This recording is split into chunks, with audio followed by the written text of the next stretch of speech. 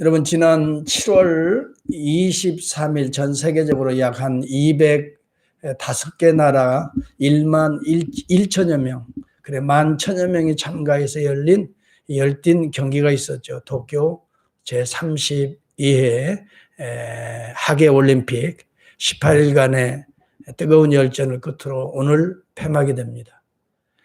코로나 19의 이런 위험한 상황에서 치러진 금번 올림픽에 그나마 특별한 어려움이 없이 경기를 잘 마친 것에 대해서 하나님의 은혜로 알고 감사를 드립니다. 우리나라는 아쉽게도 금메달 6개, 은메달 4개, 동메달 10개. 그래서 헝가리 다음으로 16위에 올랐어요. 4년 전 브라질 리오 올림픽에서는 금메달 9개, 또 뭐 이래 해서 8위, 세계 8위에 우리가 올랐는데, 이번에는 특히 이제 메달권으로 우리가 기대했던 태권도에서 보통 4개, 5개를 목표했는데 하나도 이번에 메달을 따지 못해서 결국은 노메달로 우리가 16위에 그치게 됐는데요. 그래도 정말 열심히 선수들이 싸우고, 우리 어제 여자 배구 보셨죠? 끝까지 동메달 결정전에 나가서 투혼의 힘을 발휘하는 것을 보고 응원도 했습니다만은, 여튼 메달 개수가 중요한 건 아니지만 최선을 다하는 이러한 선수들의 모습을 통해서 우리의 신앙의 모습도 최선을 다해야 되겠다. 결국 그러한 자에게 메달이 주어진다. 사도 바울도 그런 이야기합니다. 신앙생활을 할 때 내가 선한 싸움을 싸우고 달려갈 길을 다 최선을 다해서 달려가고 믿음을 지켰다 그랬어요. 믿음을 지키는 게 중요해요. 최선을 다해 달리는 게 중요해요. 이제 후로는 나를 위하여 의의 면류관이 예비되었다 이렇게 말해요. 여러분, 신앙생활을 그냥 허투루 하는 게 아니에요. 목표가 분명합니다. 우리에게 주실 면류관이 있어요. 그게 의의 면류관이라고 여기는 표현됐지만 다른 곳에서 보면 자랑의 면류관이라고 말해요. 영광스러운 면류관, 썩지 아니할 영광스러운 면류관이 정말 최선을 다한 성도들 위해 예비되어 있는데, 사도 바울뿐만이 아니라 주님을 사모하는 모든 자에게니라 이렇게 말을. 이것은 우리도 포함되어 있고 우리 교회도 이 가운데 포함되어 있고, 바로 오늘도 믿음을 가지고 최선을 다하여 주를 섬기는 여러분도 포함되어 있는 것을 믿고 우리가 최선을 다하면 언젠가 하나님 앞에 섰을 때 자랑과 썩지 아니할 영광의 면류관이 우리에게 주어질 것이라 이렇게 믿습니다. 중요한 것은 우리가 믿음을 잘 지켜내는 일 같아요. 지금은 환경이나 경제적으로 여러 여건들이, 문화적인 여건이, 경제적인 여건들이 믿음을 잘 지켜낼 수 있는 그런 여건이 아니에요. 초대교회 상황과는 또 달라요. 그때는 핍박이 있었는데 오히려 죽음을 내놓고 지켰는데, 지금은 핍박이 거의 없는 상황이에요. 오히려 우리가 나태해져서 우리 인본주의로 빠져서 세속화되어서 우리가 정말 교회가 무너지고 성도들이 세속화되고 세상적으로 빠져버려. 이래서 여러분, 복음의 믿음을 지켜내기가 사실 어려운 상황 속에 우리가 지금 살아가고 있어요. 이런 때일수록 우리는 깨어서 정신을 차리지 않으면 우리는 쉽게 우리 사탄의 밥이 되고 만다. 영적으로 미혹된다. 마치 플럭스 인 더 캐슬, 뭐예요?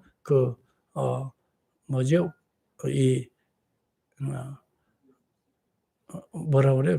이 큰 솥 안에 있는 플럭스, 개구리처럼 슬슬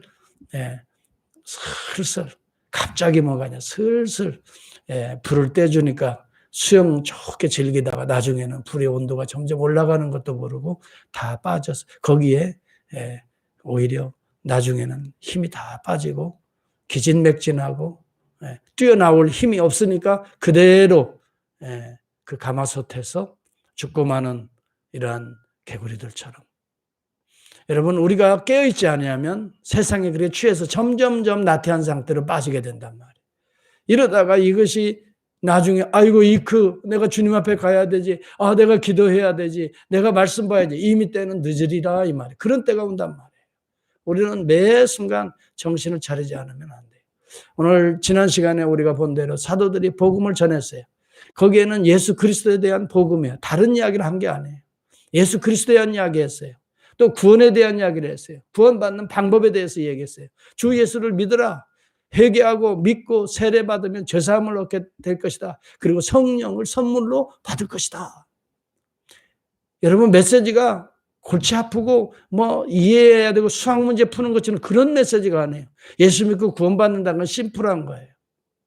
내 죄를 회개하고, 죄라는 건 뭐예요? 관역에 빗나간 거예요. 이걸 하마르티아라고 하는데, 하나님을 향하여 쭉 우리의 영혼이 시선을 향해서 날아가야 되는데 자꾸 관역이 다른 데로 가네요. 돈으로, 명예로, 성으로, 자기 욕심으로 이 관역을 빗나가는 걸 죄라고 말하는 거예요, 성경은. 오늘도 여러분, 우리가 양궁에서 이번에 금메달 4개를 따가지고 그나마 15위를 했는데요. 관역을 턱 맞추잖아요. 이것은 단순히 하루아침에 그렇게 되어지는 게 아니에요. 수많은 땀의 결실이에요. 훈련의 결실이에요. 신앙생활도 어찌 보면 훈련이에요. 매일 매순간 내가 세상에 빠지지 않으리, 하나님 말씀대로 살리. 그런데 그 중심이 오늘 베드로가 전한 복음의 내용은 딱 3가지였어요. 하나는 예수 그리스도였어요. 그래서 내가 크라이스트 센터도 푸칭했다 그랬어요. 그런데 예수 그리스도를 통한 복음, 다시 말하면 구원받는 비밀을 소개한 거예요. 복음 외에는 없어요. 그래서 가스펠 메시지였다. 3번째는 죄사함과 영접을 강조했어요. 그리고 그 다음에 성령을 선물로 받으리니. 이 3가지가 이 베드로 설교의 핵심적인 내용이었거든요. 오늘도 여러분, 이 복음은요, 수천 년이 지나오면서도 계속해서 그 복음을 전하는 거예요. 예수 그리스도를 전하는 거예요. 구약의 성경에서도 그리스도를 전하는 거예요. 구약에서도 복음을 캐내서 보석처럼 그리스도를 높이는 거예요. 그리고 그리스도 앞에 우리의 죄를 회개하고 씻고 날마다 겸손하게 나아갈 때 그리스도와 영이 연합해서 우리를 날마다 우리의 상황에서 구원하게 되는데, 그때 당시 그 복음을 들은 자들이 우리가 어찌할꼬 가슴을 치며 통회하며 자벽하며 회개하고 세례를 받는데, 이 베드로가 증거한 대로 세례를 받는데 하루에 얼마 세례를 받았어요? 3,000명이나 되더라. 이야.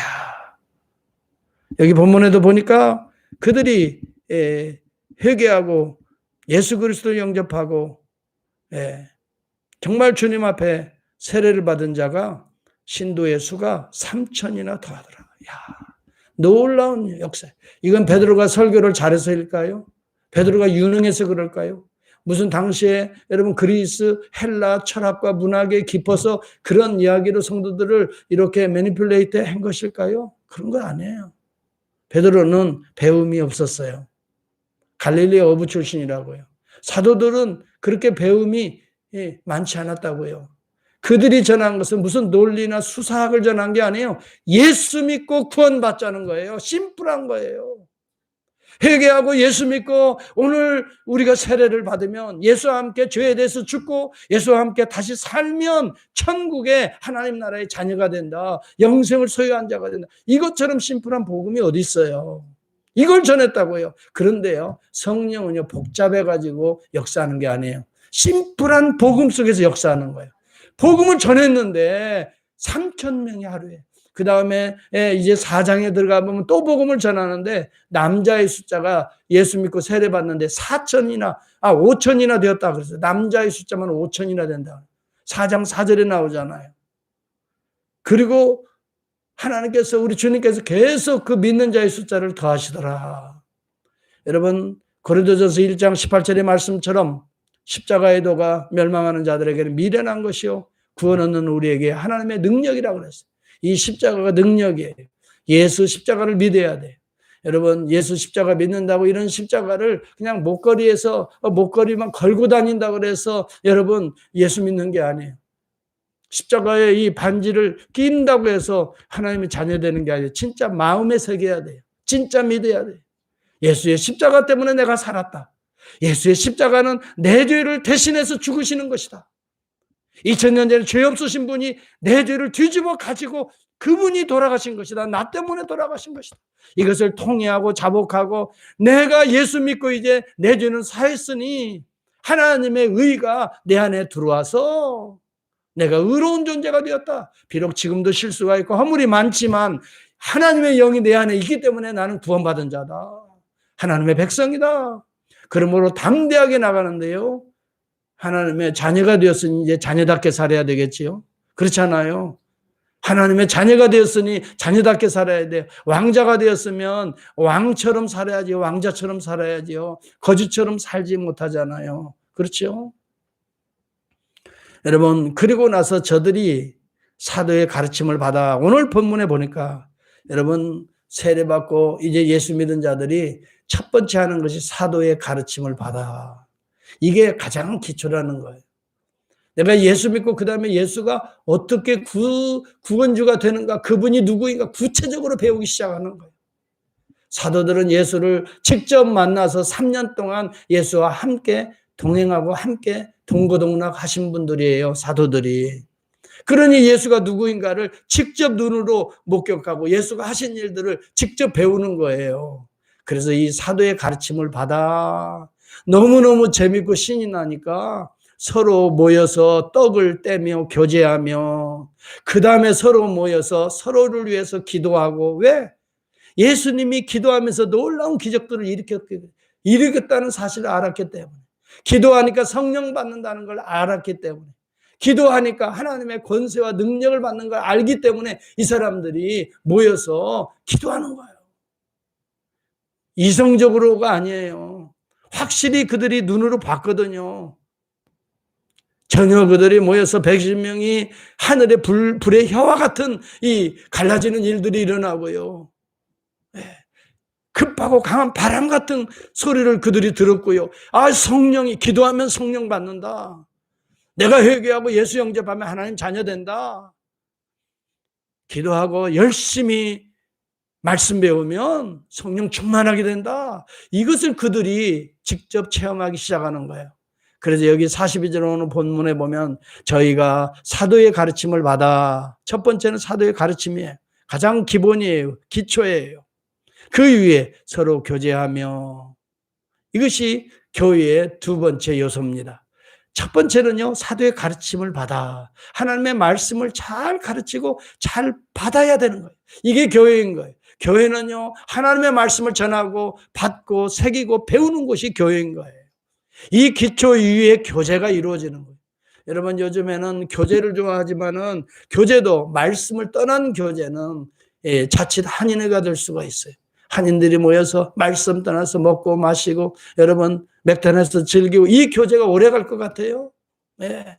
말씀 속에서 말씀을 서로 나누며 말씀 가운데 은혜 받은 걸 서로 격려하고, 여러분 이런 교제가 성령이 충만하여서 역사하는 초대교회의 교회를 이루어가는, 교회의 기둥과 같은 일꾼들을 만들어내는 기초였던 거예요. 교제가 분명히 중요합니다. 교회는 모여서 그냥 각자 집에서 성경 배우는 게 아니에요. 모여서 교제해야 됩니다. 그 기초가 가르침을 받아, 사도들의 가르침을 받아. 여러분, 교회는 사도들과 선지자들의 터 위에 세우심을 입은 바라. 사도와 선지자의 터 위에 세우심을 입는 게 교회인 거예요. 만약에 사도의 가르침을 부정한다든지, 아니면 사람들이 와서 자기들이 자기의 어떤 의견과 자기의 생각을 강조해서 이것대로 교회를 운영하려고 한다든지, 여러분 이것은 교회라고 볼 수가 없는 거예요. 사도들의 가르침을 잘 받아야 됩니다. 교회가 무엇인지, 어떻게 성령이 역사하는지, 또 하나님의 말씀이 무엇인지, 여러분 이것을 깨닫지 못하고 자기의 생각, 세상적인 어떤 이론들을 가지고 와서 교회에 적용하려고 하고, 이것은 교회가 아닌 것입니다. 세상 기관인 것입니다. 교회는 하나님의 성령이 운행하는 곳입니다. 그러려면 첫 번째, 하나님의 성령은 첫째 말씀을 통해서 강력하게 역사합니다. 무엇을 통해 역사한다고요?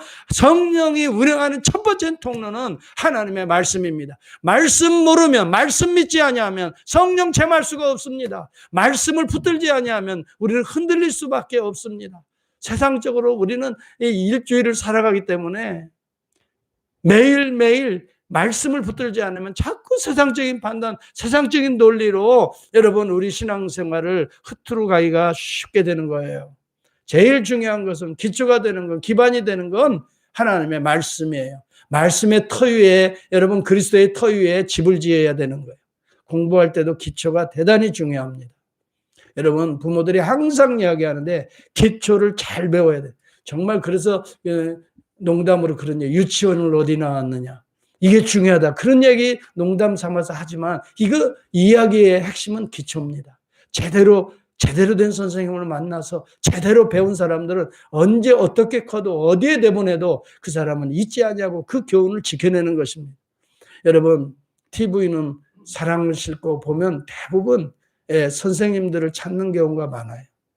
그 선생님도 정말 어렸을 때 아무 철부지와 같이 모르는 그때 정신을 차려서 그때 정말 가르쳐주고 그때 인생의 교훈을 심어줬던 그때 경험했던 그 선생님들을 찾아서 만나면 그렇게 하염없이 선생님 앞에 무릎 꿇고 절하면서 감사하고 그런 내용들이 얼마나 많이 그 TV는 사랑을 싣고에 나오는지 몰라요. 저도 우리의 은사를 잊지 못해요. 여러 가지 말 중에서 잊지 못해. 제 이름을 부르면서 아무개야, 너 엄마 저렇게 고생하는 거 봐라. 근데 지금도 기억나는 거예요. 저 엄마, 너 엄마 저렇게 고생하는 거 봐라. 너 정신 차리지 않으면 너 엄마한테 효도 못한다. 그러면서 특별히 그런 것들을 강조하면서 열심히 공부하도록, 열심히 살도록. 그리고 거짓말하는 것을 용납하지 않았어요, 그 선생님. 심지어는요, 거짓말하고 약간 트릭을 쓰면요, 그 자리에서 학생들 보는 데서 막 던져버려요. 그러면서 그런 이야기 합니다. 나는 공부를 좀 못하는 건 내가 용납할 수 있다. 그러나 거짓말하는 것은 용납할 수 없다. 저도 한번 좀 그래가지고 엄청 맞은 적이 있어요. 근데 지금 그 선생님이 생각이 나는 거예요. 그 선생님이 지금도 막, 그래서 여러분, 제가 미국에 유학 가서 공부하고 목회하면서 나중에 한국 가서 제일 먼저 우리 고향을 가면서 그 선생님을 찾아봤어요. 그 선생님 그렇게 보고 싶더라고. 만나서 꼭 선생님 감사합니다. 꼭 얘기해 주고 싶더라고.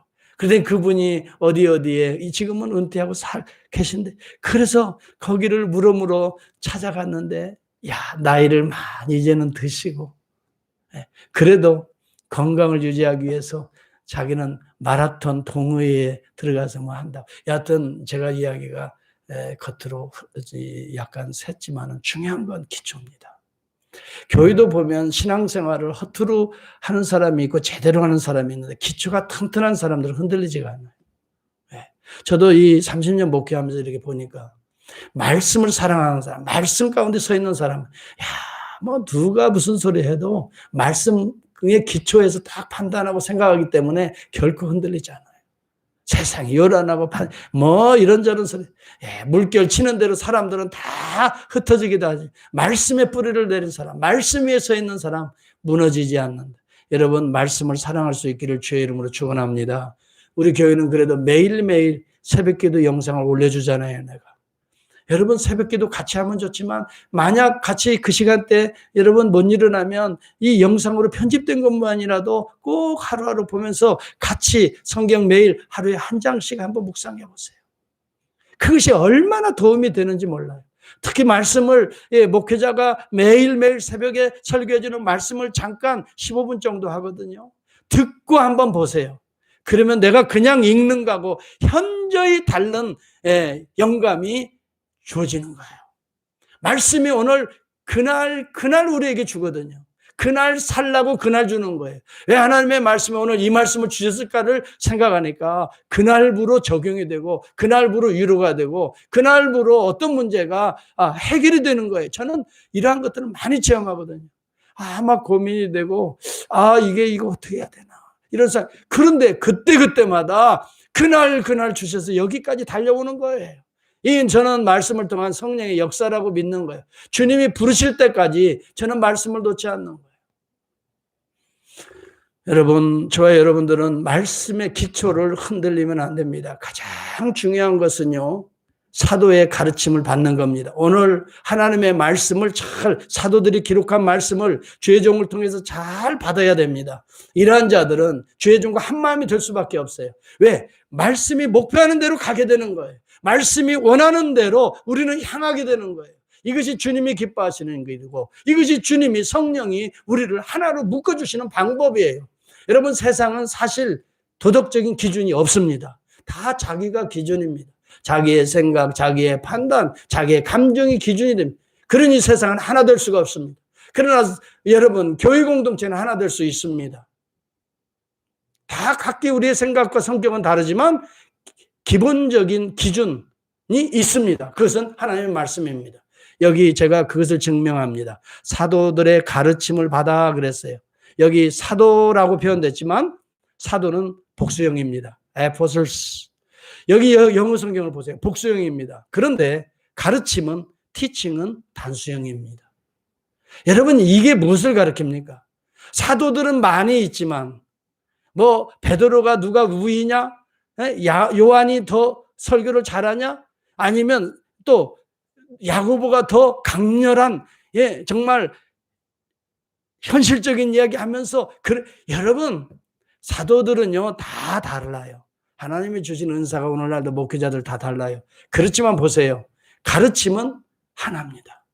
단수형입니다. 티칭입니다. 티칭스가 아닙니다. 이것은 예수 그리스도의 복음, 생명의 하나라는 말입니다. 예수 그리스도의 복음만을 증거했다는 이야기입니다. 사도들이 자기들의 언변을 가지고 이 배운 것들을 가르친 게 아니에요. 예수 그리스도만 증거했다는 것을 우리는 알게 되는 것입니다. 여러분, 그 뒤에 교회는 가장 기초가 가르치는 사역이었습니다. 그래서 여러분 은사도 목사와 교사라는 직분을 주십니다. 직분을 통해서 오늘날도 목사와 교사라는 직분으로 2000년 교회의 역사에 가르침을 이어오고 있는 것입니다. 여러분 목사와 교사라고 말해 The Shepherd Teachers라고 말합니다. 여러분 목자와 같이 가르친다 이 말에 잘 끼고 잘 먹이고 가르친다 이 말. 이에서 목사와 교사를 따로 분류하는 것이 아니라 목사 곧 교사라는 해석을 저는 지지합니다. 목사는 백성들을 인도하고 양떼들을 말씀으로 잘 먹이는 어린 양은 어린 양에 맞는 이런 음식으로 또 훈련돼야 될 양들은 또 훈련돼야 될 말씀으로 이렇게 잘 먹이는 목사 교사의 직분이 에베소 4장에서 이어지고 있는 것을 봅니다. 믿음이라고 하는 것은 하나님의 말씀을 통해서 강화되기 때문에 그렇습니다. 믿음 있는 성도들은 말씀을 먼저 잘 배워야 됩니다. 여러분 로마서 10장 17절에 보면 믿음은 들음에서 나며 그랬어요. 따라서 합시다. 믿음은 들음에서 나며 들음은 그리스도의 말씀으로 말미암느니라. 그러니까 믿음은 누구의 말씀을 들음으로 믿음이 점점 여러분의 믿음이 자란다는 말이에요. 그리스도의 말씀을 잘 들어야 돼요. 여러분 대부분 시험 드는 자들은 가만히 보면 말씀을 듣지 않는 자입니다.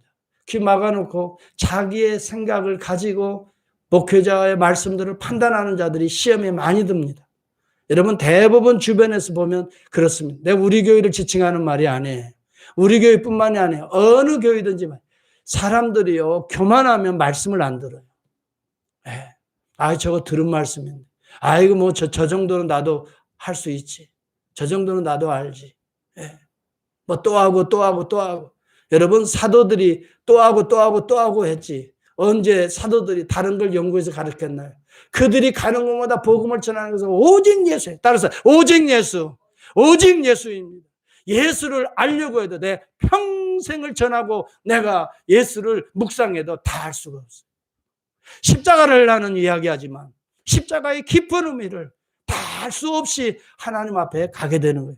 예수의 사랑을 다 깨닫지 못하고 일부분을 느끼고 하나님 앞에 가는 거예요. 여러분 그렇기 때문에 우리가 연약하고 힘들 때마다 예수 그리스도의 이름을 부를 때마다 그때 입체적으로 주님의 은혜가 우리 가운데 임합니다. 그때 필요한 은혜가 임합니다. 낙심한 자는 소망으로 임합니다. 절망한 자도 소망으로 임합니다. 또 병든 자는 치유로 임합니다. 여러분 그렇기 때문에 예수 그리스도의 십자가의 도가 멸망받을 자들에게는 하찮은 것 같이 되지만 구원 얻을 백성들에게는 저와 여러분에게는 따라서 하나님의 능력이 됨이라. 능력이 됩니다. 그러므로 여러분 그리스도의 이름을 부를 수 있기를 축복합니다. 예수 그리스도의 이름을 부를 수 있는 자들은 언제든지 어떤 상황에서 구원을 받게 되는 것입니다. 여러분 우리의 말씀을 우리는 정말 소중히 여겨야 됩니다. 여러분 구약 시대에도 이스라엘 백성들이 유대 백성들이 예수를 죽였지만 지금까지도 이렇게 이스라엘 나라를 형성한 것은 쉐마 교육에 있습니다. 구약을 그들은 붙듭니다. 이것을 신명기 6장 4절 9절 쉐마 이스라엘아 들으라 이 말입니다. 그러면서 말합니다. 우리 하나님 여호와는 오직 하나님 여호와이신 너는 마음을 다하고 성품을 다하고 내 하나님 여호와를 힘을 다하여 사랑하라. 오늘날 내가 내게 명하는 이 말씀을 마음에 새기고 내 자녀에게 부지런히 가르치며 집에 앉았을 때든지 일어날 때든지 행할 때든지 누웠을 때든지 이 말씀을 강론할 것이며 얼마나 강조하는지 뭐. 유대인처럼 교육을 강조하는 나라가 없어요. 그러니 유대인들이 지금 전 세계의 경제계를 잡고 있고 교육계, 문화, 예술계 전부 다 보면 유대인 출신들이에요. 예. 그 스필버그도 보세요. 그 참 영화 많이 좋은 영화 많이 만들어내죠. 유대인이에요. 예. 여러분 금융권 이 월가의 금융권을 모든 손들을 보면 거의 유대인입니다. 머리가 비상하지 않아요. 여러분 하나님의 말씀을 붙들고 말씀을 깊이 강론하고 연구하면 따라서 합시다. 말씀을 붙들면 좀 크게 해봐요. 말씀이 나를 붙들어준다. 이걸 기억하세요. 우리가 말씀을 붙드는 것 같은데 나중에 가만히 보니까 말씀이 나를 붙들어서 곁길 가지 않게 만드는 거예요. 나를 시험으로부터 건져내시는 거예요. 그렇기 때문에 성경을 소중히 여기시고요. 여러분 반드시 성경책이 있어야 됩니다. 이것을 요즘에는 핸드폰으로 다 가지고 다니고 쉽게 하지만 항상 여러분 성경책을 가지고 다녔어요. 성경책이 있어야 돼요. 네. 전쟁에 나가서도 항상 성경책을 가슴에 품고 다니는 군인들이 있지 않습니까? 어느 곳에 가든지 주의 말씀을 놓치지 않으려고. 여러분 구약의 이스라엘이 나중에 예수님 당시에 멸망을 하게 됩니다. AD 그 70여 년 경에 멸망을 하게 되는데요. 그때 로마의 장군이 예루살렘을 포위하면서 쳐들어왔던 장군이 베스파시아누스라는 장군이 있어요. 예루살렘을 점령하러 진격에 들어올 때 그때 랍비 중에 요하난 벤 자카이가 있습니다. 이 사람이 열사병에 죽은 것처럼 시체로 위장해서 예루살렘 성을 교묘하게 빠져나갔습니다. 그때는 예루살렘 성을 나갈 수도 없고 들어올 수도 없는 그런 상황이었는데 시체가 열사병이라고 하니까 빨리 내보내서 어떻게 해야 돼요? 빨리 매장을 해야 돼요. 그래서 이 사람이 열사병으로 죽은 시체와 같은 모습으로 이 성 밖을 몰래 빠져나가서 누구를 만나냐면 이 로마의 베스파시아누스 장군을 만납니다. 그러면서 이런 이야기를 합니다. 반드시 당신이 얼마 못 있어 로마의 황제가 될 것입니다. 이 장군이 깜짝 놀라는 거예요. 이상한 소리를 하거든요. 그때 한 가지 소원만 들어주십시오. 내가 많은 걸 바라지 않습니다. 한 가지 소원만 그게 뭐냐 말합니다. 왜냐하면 자기가 장군이 지금 어디에 황제가 된다고 하니까 여하튼 간에 기분은 좋을 거 아니에요. 그러니까 그 소원이 뭐냐 그랬어요. 그랬더니 그는 이렇게 이야기합니다. 당신이 예루살렘을 멸망시킬 때 딱 하나만 남겨주십시오. 내가 예루살렘 근교에 야브네라는 곳에 학교 하나를 세우고 싶습니다. 율법 학교를 세우고 싶습니다. 이것만 하나 허락해 주십시오. 그랬더니 이 장군이 하는 소리가 그거 못 들어줄 거 있느냐 이거예요. 네. 대단한 것도 아니네. 예루살렘 성을 공략하지 말라는 것도 아니고. 네. 그래서 약속을 했습니다. 그리고 그가 로마의 정치적인 격변기였기 때문에 당시에 로마로 들어가게 됩니다. 그때 어떤 일이 벌어지냐면 네로 황제가 자살해서 죽습니다. 그래서 로마의 원로원이 누구를 로마 황제 네로의 후임으로 삼을 것인가 하다가 바로 이 장군을 후임으로 삼게 됩니다. 요한이 이 장군 베스파시아누스 장군이 로마의 네로의 뒤를 이어 황제가 됩니다. 이제 원정군 사령관으로 누구를 보내냐면 예루살렘에 자기의 아들인 티두스 장군을 보냅니다. 그때 보내면서 그에게 이야기합니다. 거기에 가면은 한 랍비가 있는데 그를 만나서 그의 소원을 반드시 들어줘라. 약속을 받고 그를 보냅니다. 디도스 장군이 AD 70년에 예루살렘을 멸망시킵니다. 그런데 단 한 사람을 살려줍니다. 그게 누굽니까? 요하난 벤 자카이 랍비입니다. 그는 자기를 따르는 제자들과 함께 이 예루살렘을 떠나서 텔아비브 남동쪽 20km 지점에 위치한 야브네에 들어갑니다. 거기에 율법학교 예시바를 세웁니다. 그래서 거기에서 랍비들을 계속 훈련해서 보냅니다. 랍비들을 훈련해서 당시에 이스라엘이 멸망하니까 다 흩어져서 유럽 쪽으로 많이 갔습니다. 그래서 여러분 유럽 문명은 어떤 의미에서 보면 유대인 문명이나 마찬가지예요. 유대인들이 들어갔습니다. 그 흩어진 디아스포라에 랍비들을 계속해서 파송했습니다. 이 학교에서 나온 랍비들을 계속해서 파송했습니다. 예시바에서 나온 랍비들, 훈련된 랍비들, 말씀을 훈련된 랍비들을 계속해서 파송해서 그들이 비록 흩어져 있었지만 유대민족의 정체성을 뿌리를 잃지 않고 보존하게 됩니다.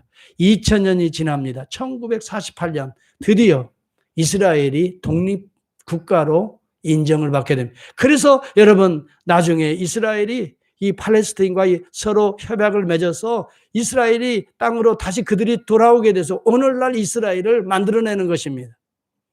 여러분 2000년 교회 역사를 유지한 유일한 비밀은 이 랍비학교에 있었던 것입니다. 저는 무엇을 이야기하려고 합니까? 중요한 것은 교육입니다. 하나님의 말씀입니다. 여러분 신약시대 우리 주 예수 그리스도께서는 주님이 유언하시기 직전에 하신 말씀이 있습니다. 너희는 갈릴리 두루 다니면서 정말 우리 주님께서는 이 땅에 오셔서 하신 일들이 뭔가 예루살렘 두루 다니면서 회당을 찾아가셨어요. 그때 당시에 회당이 있었단 말이죠. 가르치시며 마태복음 4장 23절에는 천국 복음을 전파하시며 그 다음에 백성 중에 모든 병과 약한 것을 고치시니 이 세 가지였습니다. 가르치고 설교하고 그 다음에 치웁니다. 예수님이 하신 것이 바로 이 세 가지입니다. 근데 가장 기본적인 것이 가르치는 일이었습니다. 여러분 중요한 것은 가르치는 일입니다. 하나님의 말씀대로 여러분 아무리 가르쳐도 듣지 않고 배우지 않고 말씀을 안 배우면 무용지물이 되는 것입니다. 예수님께서 여러분 승천하시기 직전에 제자들에게 그들에게 유언처럼 남기신 내용도 바로 그겁니다. 그러므로 너희는 가서 모든 족속으로 제자를 삼아 아버지와 아들과 성령의 이름으로 세례를 주고 그 다음에 중요한 거예요. 내가 너희에게 분부한 모든 것을 가르쳐 지키게 하라. 여러분 예수님은 행복하게 살아라. 성공하며 부자 되세요. 어떻게 하면 머리가 좋아진다. 이런 이야기를 한 게 아니에요. 오늘 많은 사람들은 이것을 교회 안에서 추구합니다. 그러나 여러분 중요한 것은 말씀을 사랑하는 자를 만들어내야 됩니다. 그러면 말씀이 통해서 성령이 역사합니다. 말씀을 통해서 성령이 우리를 치유하십니다. 여러분 교회는 무엇입니까? 이 집은 디모데전서 3장 15절 살아계신 하나님의 교회요 진리의 기둥과 터라 그랬어요. 무엇의 기둥과 터라고요? 진리의 기둥과 터라 이 말이에요. 이것이 교회예요. 그런데 여러분 교회 와서 진리의 말씀을 우리가 알지 못한다면 예수 그리스도가 누군지 알지 못한다면 예수 그리스도가 우리를 위해서 무엇을 행했는지 알지 못한다면 예수 그리스도의 그 십자가와 부활의 사건이 오늘 나와 무슨 관계가 있는지를 알지 못한다면 우리는 구원받은 백성들이 아닙니다. 여러분 교회는 그래서 사도들과 선지자들이 터 위에 세우심을 입은 자인 것입니다. 여러분 어느 시대를 암흑시대라고 합니까? 중세를 암흑시대라고 말해요. 성경을 여러분 사제 위에는 연구하거나 읽지 못하게 성경을 묶어둬 버렸습니다. 하나님의 말씀을 가르치지 못하게 했습니다. 여러분, 이것을 암흑시대라고 말합니다. 이때 목숨 내놓고 존 위클리프 1300년대의 인물입니다. 그리고 성경을 번역합니다. 성경을 가르치기 시작합니다. 윌리엄 틴더, 여러분 체코의 프라하의 얀 후스, 이 사람도 화형을 당하지요. 성경을 번역해서 그 나라 말로 가르치기 시작. 이탈리아의 사보나롤라, 독일의 마르틴 루터, 다 성경과 관련되어 있는 인물들입니다. 그들이 목숨 걸고 성경을 그 나라 언어로 번역했던 거예요. 오늘 저와 여러분에게는 성경이 우리나라 말로 이렇게 쉽게 번역되어 있습니다. 그런데도 성경을 사랑하지 않는다면 어떻게 성령이 역사하고 우리의 마음 가운데 우리의 길을 보호하고 인도하고 치료하시겠습니까?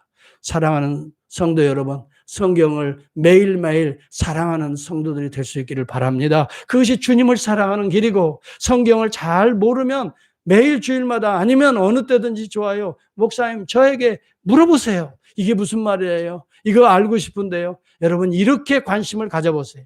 성경이 바로 여러분을 통해서 성령의 통로가 되고, 여러분을 통해서 축복의 통로가 되고, 성경이 여러분은 하늘나라의 은혜의 통로가 될 줄을 믿습니다. 그래서 종교개혁은 오직 성경, 솔라 스크립툴라, 이것을 먼저 회복하자는 운동이 종교개혁의 운동이었습니다. 오늘날 21세기의 종교개혁도 마찬가지라고 저는 생각합니다. 많은 사람들이 성경을 도외시하기 시작합니다. 왜요? 다 안다는 이야기입니다. 조금 아는 것을 가지고 다 안다는 거예요. 매일 성경은 다르게 우리 가운데 일루미네이트 됩니다. 매일매일.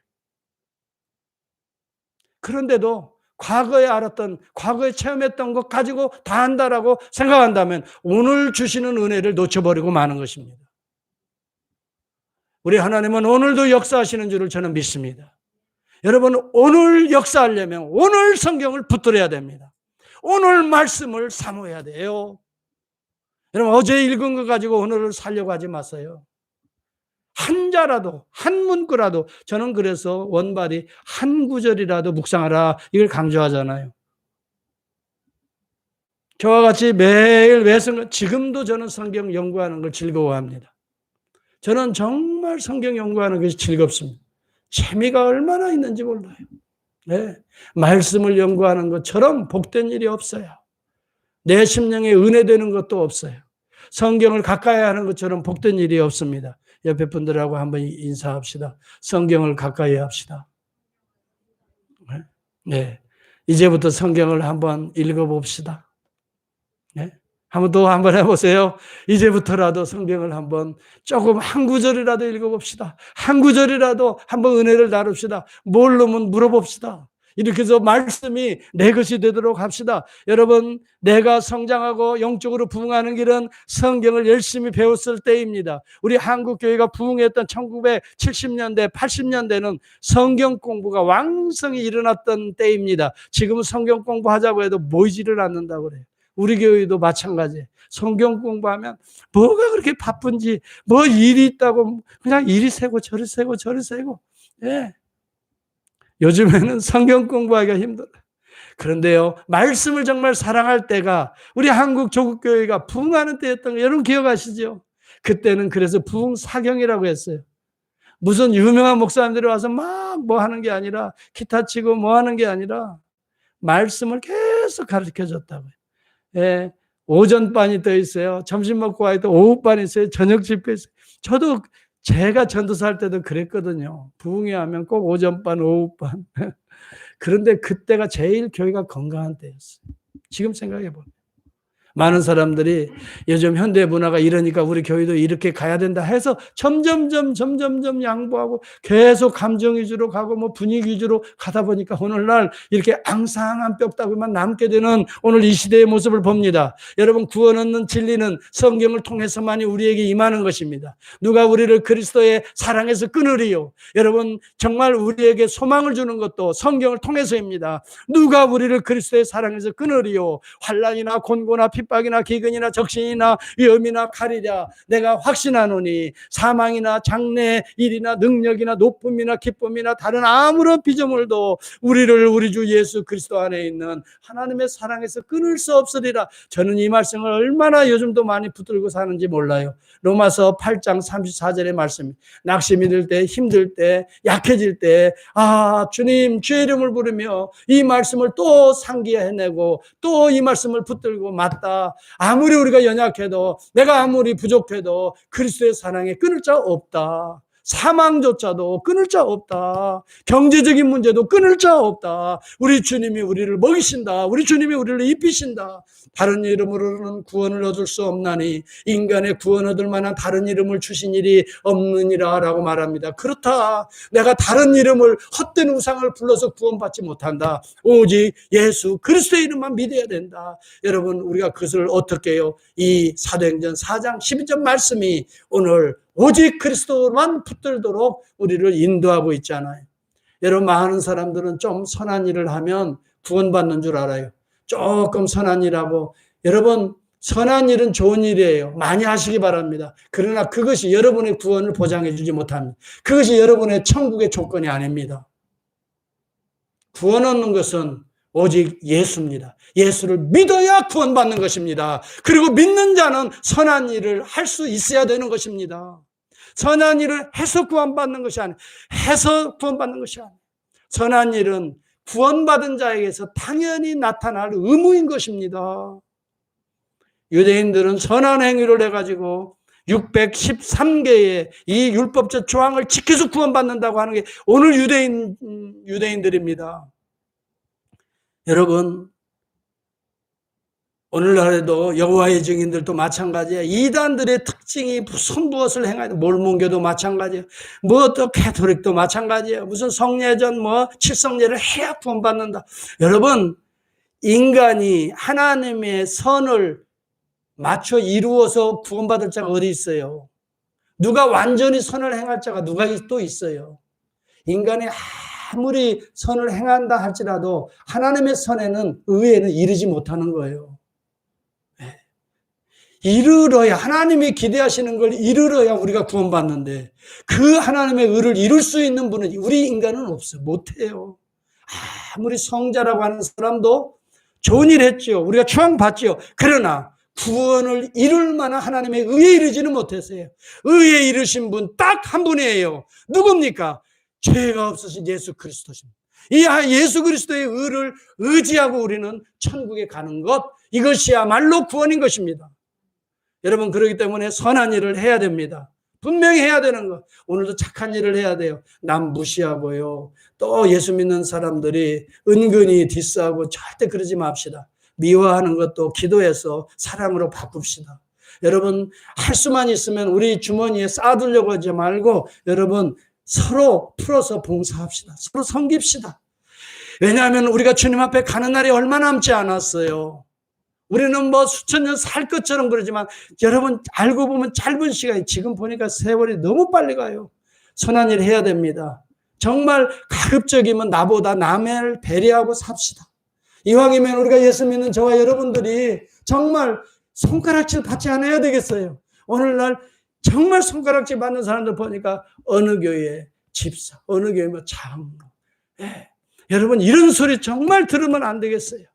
우리가 회개해야 됩니다. 선한 일을 합시다. 그러나 그 선이 우리를 구원하는 조건이 되지는 못해요.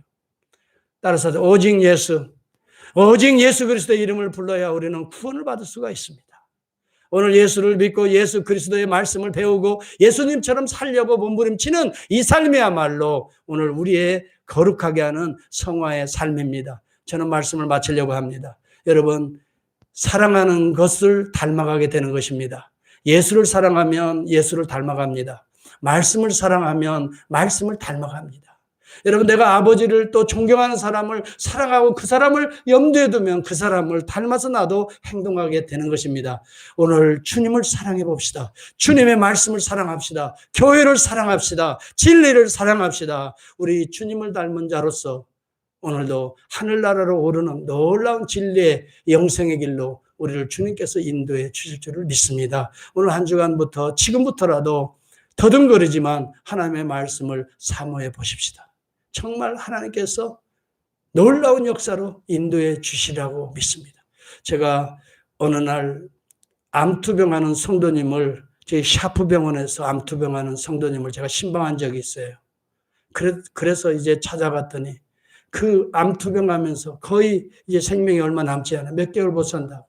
그런데 그 벽에 무엇을 하나 붙여놓은 게 있더라고요. 목사님 읽어달라는 거예요. 손가락질을 하다. 그래서 이게 벽에 보니까 로마서 8장 29절의 말씀을 써붙였다고. 제가 아까 말씀드린 거예요. 누가 그리스도의 사랑에서 끊을 자 있으리요. 위험이나 적신이나 칼이라 입은 죽음이라 할지라도 하나님의 그리스도의 사랑에서 끊을 수 없어요. 이것을 떠듬거리는 이 손으로 그것을 써가지고 붙여놨더라고요. 목사님, 내가 비록 육신을 이렇게 병들어 죽어가지만 그리스도의 사랑에서는 끊어지지 않습니다. 나는 이 사실을 믿습니다. 그걸 위해 기도해 주십시오. 저는 눈물을 흘리면서 그분을 붙들고 기도했습니다. 그분이 누군지 아세요?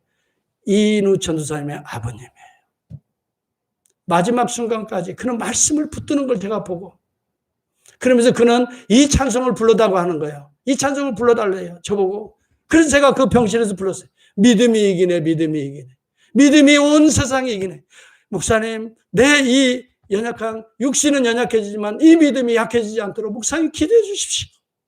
여러분, 그는 그 어려운 병실에서도 하나님의 말씀을 붙들면서 믿음을 잃지 않았던 것입니다. 성도 여러분, 오늘 저와 여러분들이 어떤 어려운 상황에 있어도, 어떤 환경이 밀어닥친다 할지라도, 여러분, 이번 죽음이 우리 눈앞에 있다 할지라도